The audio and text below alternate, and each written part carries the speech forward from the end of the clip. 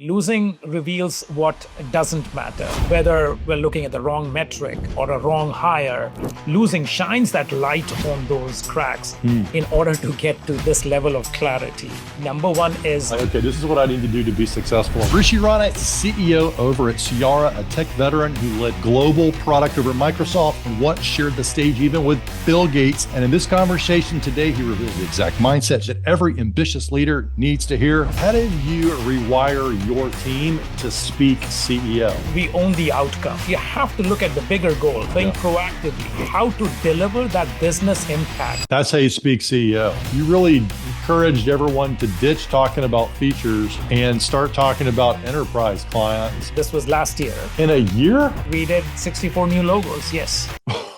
Okay. Getting to that stage of success, I've learned a lot from what does not work in order to be successful. You tripled revenue by breaking the rules. How did you do it?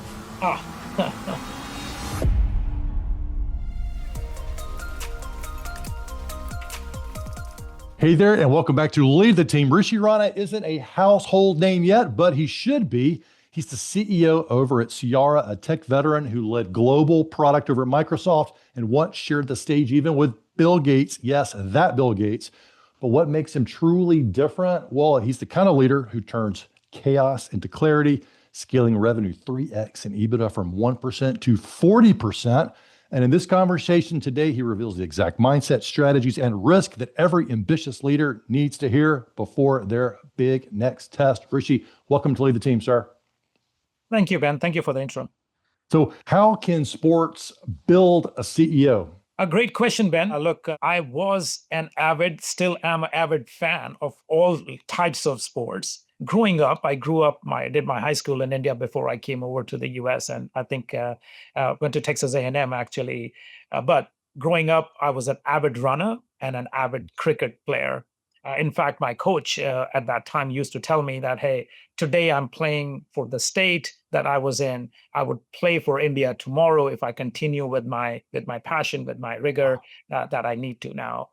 So I was either running or playing, and I was serious about it. I wanted to, at a high schooler, it was just not a hobby. It was like I wanted to be the top runner, running long distances, sprinting. I ran actually with fire. Athletics, I mean, that you're talking about, gave me, that I reflect back on it, is discipline. Cricket was giving me the identity. It was the sport that I loved the most. Now, from there, obviously, I arrived in Aggie land in Texas A&M, and there's a lot of experience that I had to let go of sports to a little bit to that extent. Now, what it taught me was certainly resilience. It taught me how to build humility and self-awareness.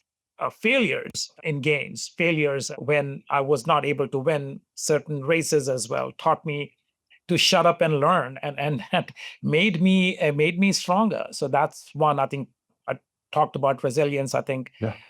when Well, how did losing make you a better CEO? Because the perception of a lot of CEOs is we win today, we win tomorrow, and we win. But you're reflecting on some of the losses and what it taught you on the way. How did it make you a better CEO? Yeah, no, great question. And I think, look, if I look at that, losing reveals what doesn't matter, right? I think the noise fades and you see what drives that impact. So how do you translate that to a business world is whether we're looking at the wrong metric, a broken process, or a wrong hire that you have made. Loss creates clarity. Winning can hide the cracks within. Like if the company is growing, my numbers are being met, I'm in front of the board and we're doing high fives, it's all good. But then underneath the covers, there are always cracks, and that clarity is not clear. Losing makes that clarity clear. Losing shines that light on those cracks and makes it where we need to fix things in order to get stronger. Man, I think that's really, really valuable for CEOs to be thinking about. How do you communicate keep that front and center to your teams when, like, your teams are winning? They are winning a lot in your previous businesses too. How do you help them maintain that clarity and hunger of like that losing can give you, but while you're still winning? Yeah, no. See, I think a couple of things, right? It makes makes me, and I've learned that over a period of time, obviously with losing both in sports and in on the business side. Look, I think what the scraped knees and elbows have taught me is more Hmm. than what the winning has taught me. And standing up on the podium and receiving those accolades in sports or in the business arena as well. If and the empathy part of it is, if you've lost, you understand when others do. The empathy makes me Hmm. a better coach and not just a boss. So, because in the long runs, it's the team that thrives. And Wow. cricket, coming back to it, is a team sport. It's very important to feel supported Hmm.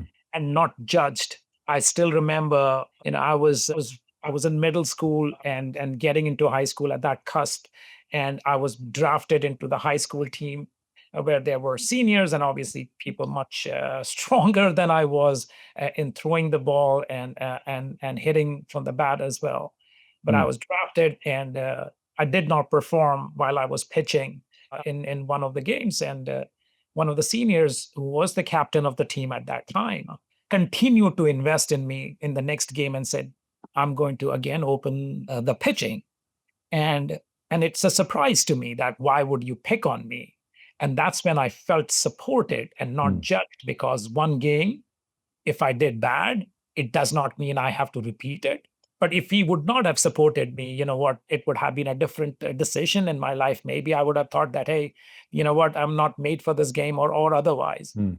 Obviously felt Wow. supported. So that empathy that comes in, that coach mentality that comes in, and I give kudos to, you know, that leader who was there in the high school team. Yeah, so having a few losses really can be the thing. I like that positive perspective. Like if you haven't had any losses, how can you truly empathize with someone who's having a loss? And really, other than just trying to be a good person, you can really be in your shoes. And I love the fact that even though you had a bad game pitching, your older, coach or your older member of the team supported you to get right back up there and give it another shot versus sitting you for so many games, and then you might have felt demoralized, or that wouldn't have helped your growth, and ultimately probably not the team longer. One of the things that came up for me is how much success you've had in the U.S., but you're from India.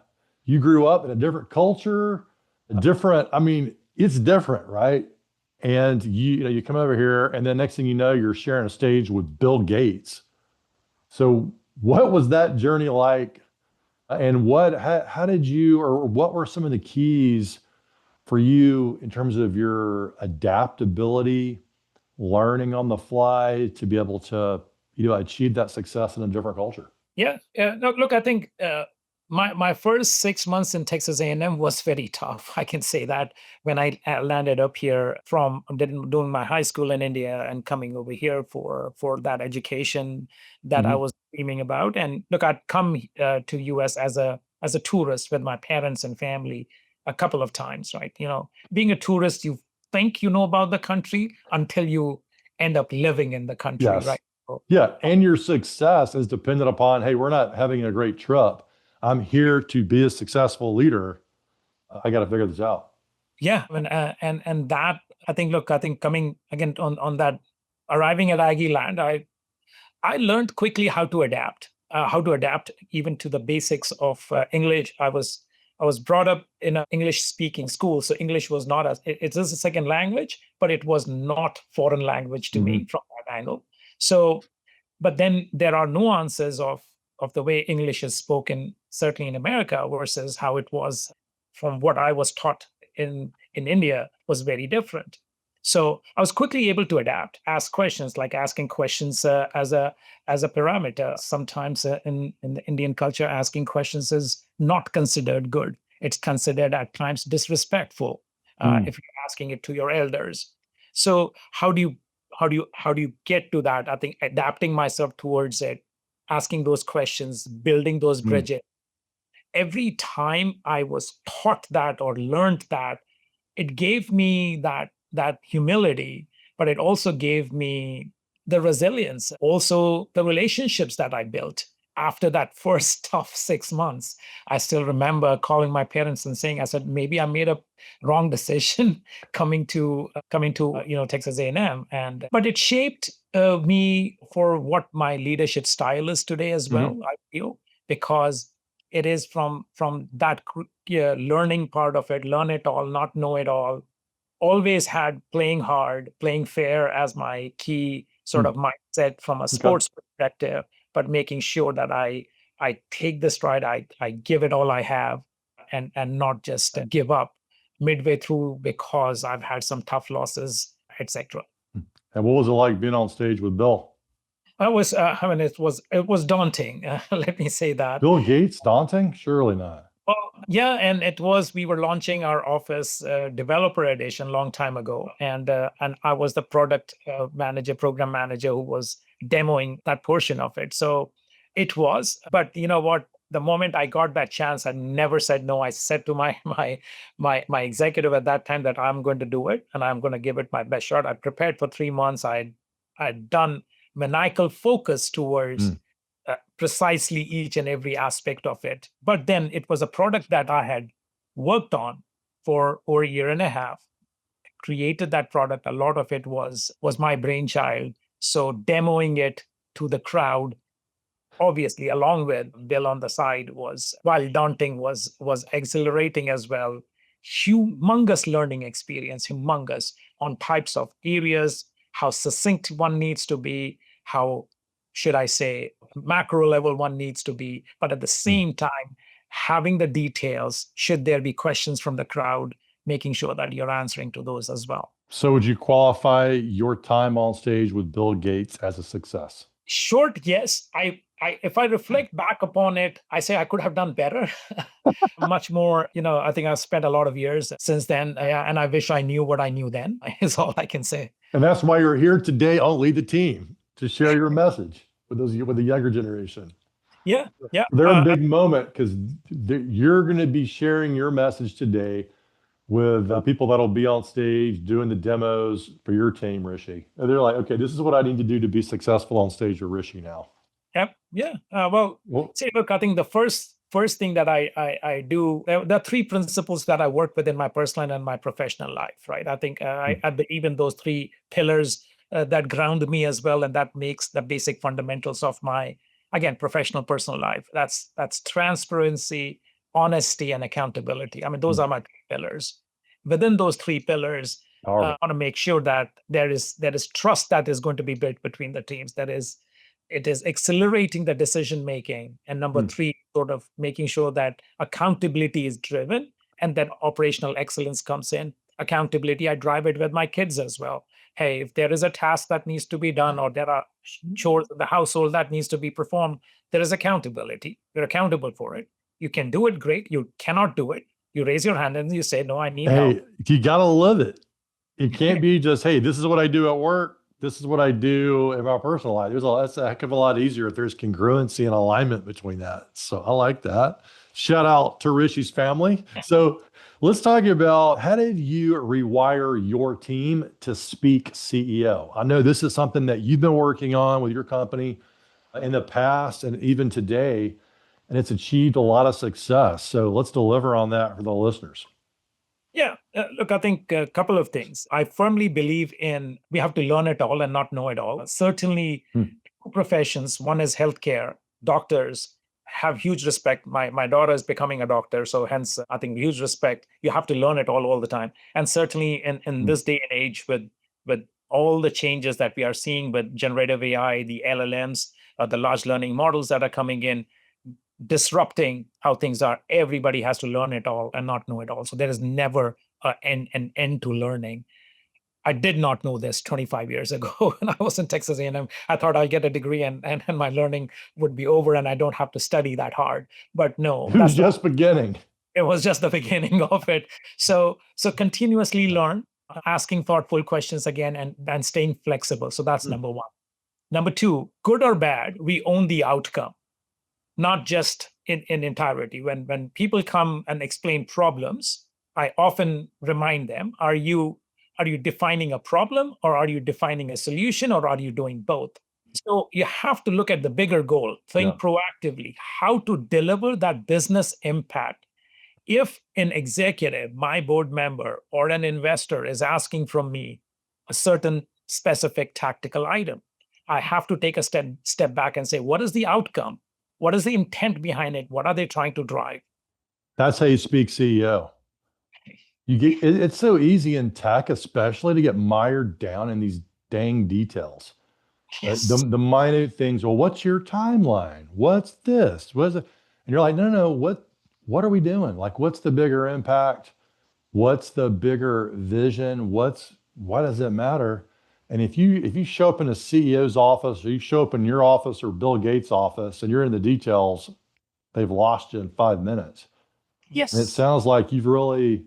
So what happened when you, like, what I understand is you really encouraged everyone to ditch talking about features and start talking about enterprise clients and the impact to them. You picked up like 64 plus enterprise clients at a company Yes, yes. So that's with my current stint at Ciara. I think this was last year in in 2024. a year. In a That year, worked. we did 64 new logos. Yes. It okay. So it was the language. It was the thinking that changed that, changing the company thinking. Yeah, see, That I made a think shift. again, let me put it this way, right? I think getting to that stage of success, I've learned a lot from what does not work in order to be successful. So there has been a lot of, again, going back to, the bruised elbows and knees in order to get to this level of clarity. But with that, I think number one is how do you make sure that you're providing the Yeah. value in the eyes of the customer, number one. Number two, then communicating with clarity and intention behind Mm, it. yep. So so again, just going back to it, I think if I may take a step back and look at multiple other companies as well that I was part of resurrecting, making that difference within Ciara today, we I was able to get that clarity provided from the value creation perspective. What is the Yeah. value in the eyes of the customer, and why are we doing what we are doing? Yep. That. What is the value? And man, just thinking that way changes the actions of an entire company. I try to keep that front and center for my company and this show. What is the value to the listeners and what's the value to you as the leader? And man, it's really made a big difference. Now, another thing that you're known for is when you worked at SumTotal, that was a big, that was a biggie because you tripled revenue by breaking the rules. How did you do it? Yeah. I mean, it was my first foray into a private equity led company, Mm. and it was a great learning experience. Again, it was not about cutting little costs here and there or tweaking basics of the strategy. It was high stakes, deliberate Hmm. a set of items from breaking down what was not working. So the first part was looking at from an overall go to market perspective. Yeah. How do you overhaul that piece? From a delivery perspective, we were delivering enterprise software in those days for digital transformation on the HR and the workforce management areas. Hmm. So we were rethinking as to how that global delivery is going to happen. We were serving over 70 countries, and certainly a lot in North America, which is US and Canada, a predominant market capture of 80%, but then going to Europe and then the rest of Asia as Yeah. well. Wow. So making sure that how that operational excellence. So and it was about changing that culture company, and Hmm. how are we ready to then grab the bull by the horns. Wow. Was there one rule you broke or one nuance that the company was like, this is the way we do things here? And you Yeah. saw that Well, and you're like, boom, we're changing that. Or we're going to yeah. break that rule and saw a different result. Yes. I mean, look, I think before I answer that, yes to what you're saying. Plenty of times, and a lot of thoughts go in my head as you ask that question. But there were moments of doubt. I have to say, Hmm. there were Okay. pushback. There were near, coming to a failure where it was a tipping point that, hey, are we going to break over here or not, or break our backs doing what we are doing? But held on to everything. So I think One that comes to my mind was that when we were acquiring a company based, so that was a good asset from a product perspective, and it was based out in Southeast Asia. It was a first acquisition in Southeast Asia, and we went through. See, acquisitions are easy, sometimes mergers are not. And that's why I think they say mergers and acquisitions, they say merger before acquisition, but obviously it's the other way around. And it was a very different way I approached it without seeking, sort of alignment with people. And I said, I'm going to go and do an merger in a certain different manner. And I disrupted it. Initially it was nerve-wracking from a process, technology, and a people perspective, but in 30 and 45 days we saw the light right away at Uh, the end of the tunnel, and why that was the right decision. Now, it was a huge risk, but it created that larger return as well, because taking those right risks at the right time with the right team, obviously, and the team backing me up as well towards that execution, made the difference. Powerful, powerful example. You took a risk, you broke some rules or nuances that delivered big results. So, what is your internal guideline or advice for leaders? Because sometimes it seems like, hey, this needs to be a big consensus decision. I need to go around and ask everybody, even if they report to you, right? Building that consensus and then making the move. And sometimes leaders don't have that luxury, or you still maybe you feel like, hey, this is such the right thing to do. I need to go make this happen. And then and then ask my team later for supporting it. How do you make that call? Yeah, so sometimes you can ask for forgiveness later. Yeah, I But mean, yeah, like that's the biggie, right? And like you may be torn. yeah, What is the situation? How do you make that call? And it can be complicated to think about it. yeah, no, What do you think? you're right. You're right. Like, look, I think it depends, and you don't have to do it all the time. Like, disruptions should be the risk should be taken when the return overweighs the risk that you're taking. Number Hmm. one. So Okay. need to take a calculated risk, not Yes. just how should I say, put a blindfold and and keep driving through. So that's not what I would suggest anybody do that. Instead, I would like I think look I think I would go after understanding the situation and keeping it simple, straightforward. Hmm. My decision making process that I shared with my team, I shared with everybody is this the right thing to do for the company? So for Ciara that I am running as a CEO today, is this the right thing to do for Ciara? Is Yeah. this the right thing to do for the team? So if it is my executive team, is this the right thing for their team? Okay. Is this the right thing for you? And is this the right thing for me? In that priority order. Four. If 3 out of 4 boxes check, go slam dunk. I mean, Okay. there's nothing for you to be afraid of. 2 out of 4 check, okay, that's a risk, as a calculated risk you're taking, and you got to be then making sure that, hey, you're covering your track, making sure you're covered the risks and mitigated that. One Right. out of four, Yeah. yeah, I might not want to go that route. So it depends on which risks you take, how do you calculate them, how do you create that Yes. clarity, and then march through that. Yeah, I like that because it can seem to people on the outside, oh, the CEO is just making these big bets and and not getting everybody on board. But if you know your team, you know the organization. And I like this priority order that you said because hey, you're like, I'm doing this like based on my knowledge of the company and what's good for the company and what's based on the good of my team, then and if you know your team, you know your company, then you can make these decisions and move a little faster and share with us what was the financial benefit to the company since you said you prioritize that number one on that specific example. Yeah, I mean, see, there are Yeah. three sort of, I would say that there are three sort of non-negotiables that I always keep in mind on the back of my mind. And one should always, as a CEO, as an executive of a company, one should always keep that. Number one is customer value. We all are we are working hard on the product, on the service that we are providing, Okay. how the Yeah. value that I'm providing. What is that value? It should never be missed. It should never be and it should be straightforward and simple for anybody to comprehend. And as people say, elevator pitch, got to have that value very well understood. Number two is execution clarity. You're going to take a risk, you're going to take a path, have a clarity towards what is the timeline, basics of it, who's doing what. If you have multiple players, I pass the ball to you, you pass the ball back to me. I'm now taking a basketball analogy, but my point being is I don't have greasy fingers, hands that I'm not able to catch, and I'm ready for it. So making sure Yeah. everybody understands their You're role. prepared to receive the ball. Yeah, yeah, prepared to receive, yeah. Which And reminds me of a funny story.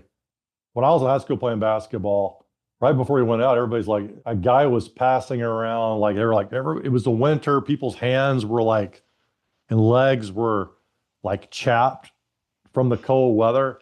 And he passed around lotion to like, people were like moisturizing their legs and their arms before the game. That was a terrible idea because the players got out there and the ball was literally flying through our hands, not in a good way. And anyway, to illustrate your point, the team's got to be prepared to receive the ball. Don't moisturize before the game. yeah, and having that execution clarity then, and what's the game plan? Yeah, So who's the have coach? fun. Who's going to be telling what to do? Not everybody can be a CEO.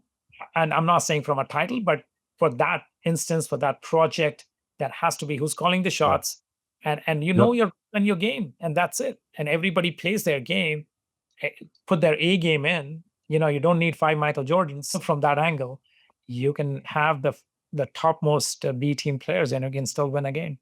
And that's how you scale revenue 3x and take EBITDA from 1% to 40%. Hello. Now, moving on here, I cannot let this in without asking this question. What was the resignation letter that you never sent?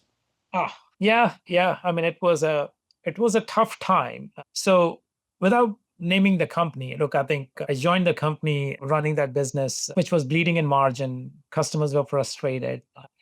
Took over the team, technology operations, and the teams were fragile. I obviously joined in because I joined in. I was optimistic. I was like, I'm going to solve the problem. I'm going to have a better, tighter execution, fix it, all of it. But within months of looking at it from a people, process, technology, customers, all the angles, there's Yep. so many problems to solve, so many things to prioritize. Not everything can be done in one shot. So it was overwhelming. It was overwhelming for me as to whether I've taken on the right role. Mm. And if I remember correctly, it was after contemplation for weeks when I continued to struggle on the prioritization, explaining to the team how to. Got a call from one of the major customers, a multi-million-dollar customer, said they are ready to walk because we have not been able to deliver on time. Oh, And that's what was the thing in me. I sat in my office late. I contemplated on it, questioned whether I'm the right person for the job, honest, and felt like I should type up my resignation and I should leave because maybe I'm the one who's coming in the way of the success. Something within me, as I stared at that writing my email, I stared at it before I hit a send button for quite some time, reflected on it, reflected on all my past wins and losses, and somehow made the decision not to do it and come back the next day with a smarter plan, with a very full thought out clarity on priorities against that grit and resilience coming from my sporting days, certainly. And it happened to be the turning point. So really? And what happened? What was the what was the result of that turning point? yeah, if I look at it, I mean, the turning point. Look, I think I started off from a people perspective, number first, right? So looking at it from the silos angle between the teams and making sure Yeah. that breaking down those silos and making sure how everybody's going to be successful together. So Not better communication and alignment yeah, between the right. different verticals. Yeah, so it's between the different verticals functions, making sure Yeah. that there is prioritization and there is Yep. alignment. So there is clear goals that each one helps out. So it's not that you can actually have it the other way around. Number two, restructured from a technology perspective overall on the delivery of items. So in saying that the whole end-to-end solution, because we were looking at it in silos and everybody was doing it, but by the time the package solution went to the customer, it was broken on fronts. So what are the things that we need to do ahead in order to get to that end of Yes. it? So shifted that delivery footprint to the customers, which built the trust with the customers as well, because they started seeing things that coming in and not getting surprised or you know like the build or the release that we would do, and it was not, should I say, dead on arrival. It was something Did, that was did working you for them. save that multi-million-dollar client that called you to walk? Very well. Yes, I did. Not only that, I'm actually friends with the person who now is a chairperson of multiple of those companies, is on the board. He actually appreciated that so much on all the hard work. I continue to provide him weekly updates. Here's that I said, you know what, I'm going to be your project manager. I'm going to be whatever you want to be. I'll be your jockey. You tell me if the horse is running fast or not. I will do anything and everything, because I'm not taking failure as an or our ability to deliver, because we can. We'll fix it. We'll do it one step at a time, one bite at a time. Talk to various mentors helped me along the way as well. I mean, there's so Mm. many people who I can thank. One mentor of mine taught me and asked me the question, "How do you eat an elephant?" And obviously, I did not know the answer. I'm a vegetarian, so my point was that I can't answer that question. So his answer was one bite at a time. I'm like, okay, that makes sense to me. Like, I get it. Okay. I have to be a vegetarian. I can be a vegetarian and understand that. Yes. So good. Like, there's so many levels to that. Number one, if you're going to write a big email, especially a resignation letter, sit on it overnight. Don't send it in the, it might look a little bit better in the morning. And I love the fact that you had enough self-belief in your team and you were willing to roll your sleeves up to be really like the CEO project manager on that one, to really take it and drive it and get the alignment. And how cool about the human element of you maintained that relationship since then, and it's grown into something really cool, right? With that relationship, and you remember the mentorship and the advice that other leaders have given you, which ties back to the beginning, right? Our biggest challenges can be framed for ourselves, our team, and our organizations as our best learning experiences if we're willing to really sit on the resignation letter overnight and just like get some clarity. Yeah. Yeah. Yeah, and when one other thought that comes to my mind also is, like, I learned it very early in my days at Microsoft. Again, that the story just comes to my mind right now. Hmm. I learned it from Steve Ballmer. So we talked Bill Gates, but Steve Ballmer was there. He was the CEO, but Bill had stepped down and he Hmm. was. Yeah. And we were deploying our .NET frameworks across multiple. It was .NET was the bigger thing in those days, and doing through HP and few large companies. And there was a large bank as well, without taking the names as well. But Steve, being the CEO of this large company, Yeah. stepped on the calls with this large customer and made sure that we would be successful in deploying that accurately with what the customer needed and how it needs to be done. And Wow. It I was sends a taken, message. yeah, since I was taken aback. I mean, we didn't have Zoom and these calls. We used to be on the phones those days and dial in, and everybody would dial in into a bridge, and we were used to talk. But and I was running with my team that thing, and I was informed through my executive that Steve is going to join that call that day. And he came in, he talked about it, he listened for some time, not just jump right in, took a step back and said, here are the three things that I would want you all to do. Think about it. Here's the way: clarity, direction. So that those tidbits of understanding, that learning that you get from these leaders, have sort of encapsulated that, learned it, and now imparting that back to my team as well. Never be too big in the organization to jump on a critical call. I mean, even if you're one of these celebrity CEOs, like Bill or Steve, right? Never be too big to go. And it sends a message. And who knows, that might have been in the back of your mind when you like in that moment, right? For you and your career, you're like, you know what? I'm going to be managing this one personally. And it sends a message to the organization, to the customers. And wow, Rishi, this has been such a fun one. You got a heck of a message and it's some incredible stories. I'll leave sort of the last question to you. Maybe mention something that we didn't get to that you want to express or a story you want to tell. Just take it anywhere you want to. The more difficult the problem, the more fruitful results you will get out of it. Hmm. And the diamonds are always hidden. So I always tell my team, look for the diamonds, look for where it is, and it will be in the biggest of the problems or the toughest of the problems you would face. And I enjoy that problem Hmm. solving. Love it. Embrace that problem because that's where you'll find diamonds. All right. Embrace the biggies, the big problems, big challenges. Find the diamonds. Rishi, thank you for a fun one on Lead the Team today, sir. Thank you, Ben. Thank you for the time.